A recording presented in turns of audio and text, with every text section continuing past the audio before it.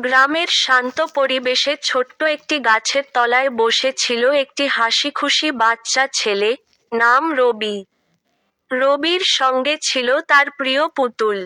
রঙিন জামা পরা। প্রতিদিন সকালে রবি গাছের নিচে এসে গল্প করত পুতুলের সাথে। একদিন রবি পুতুলকে বলল, আজ আমরা মাছ ধরতে যাব। পুতুল হাসতে হাসতে বলল, কিন্তু আমি তো মাছ ধরতে পারি না।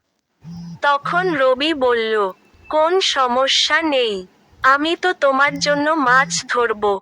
দুজনেই মাছ ধরার জন্য পুকুরে গেল। সেখানে তারা দেখল বড় বড় রাঙা মাছ সাঁতরাচ্ছে।